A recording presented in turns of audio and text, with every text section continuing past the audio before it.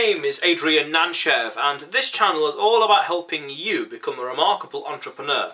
So click on the subscribe button below and press the bell notification right next to it for the latest uploads. Now, what is an ideal profit margin? I was told by a mentor of mine ages ago that ideal profit margin is 35%.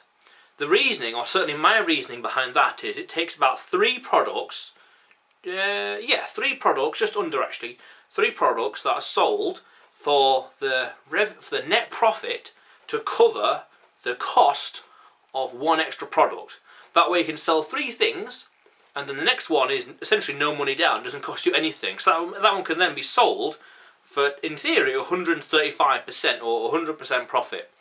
You know, or a margin of 135%, because the net profit from these three things have paid for that.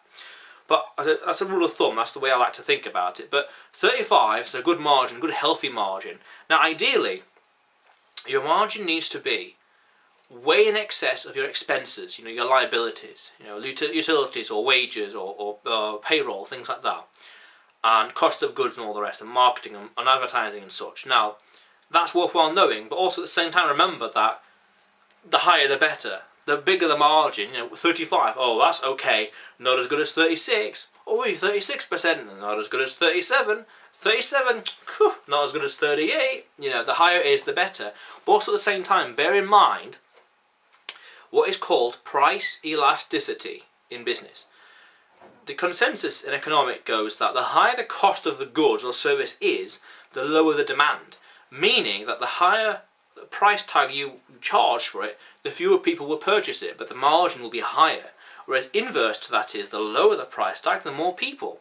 But then you've got a shorter margin, a smaller margin. So then you're kind of balancing between getting loads and loads and loads of sales, but very small margin per sale, or very few sales and getting a high margin per sale. It's a big balance. And also you want to consider that compared to how mature is the market, competition, or what are the customers' expectations? What have they come to be? What are they used to when it comes to the price tag and what they're going to pay in your sector? Every sector is different as well. So that's worthwhile understanding. But also, interestingly enough, and I'll talk about this in the next video in this playlist. In capitalism, or actually, slash economics, it's a race to the bottom. Who can be the cheapest? Who can provide the most service but at the cheapest price, which is good for the economy, good for standards of living, things like that. However, from a marketing perspective, the opposite can be true, meaning that you can actually have a race to the top. Who can charge the most amount of money to create, or charge the most amount of money, or justify the most amount of money by creating the biggest brand or best brand possible with the trust and reputation and respect that you want, or you have to justify, or you deserve. And the higher that reputation is, and the stronger that brand is, the more you can charge. And the more you can charge, meaning that you're pricing out the competition simply because of something they can't intangibly replicate. They can have the same product, the same price tag, or same cost of goods, but they can't justify the high price tag that you can justify via your marketing. And that's the subject of the next video in this playlist. So that's an interesting thing to note, that it's a race to the bottom, which is a commodity business. Who can be the cheapest? That's fine, that's called the red ocean. But a race to the top, who can be the most expensive with the highest profit margin, which is like, it's what's called blue ocean strategy, where you've got no competition, you're creating the market space. And that, by the way, is a topic for a whole new video. But that's an interesting thing worth noting when it comes to the profit margin. So the idea is you want as high as possible, but as high enough that you can remain operational, but at the same time that your customers, the audience, or your target audience are willing to pay.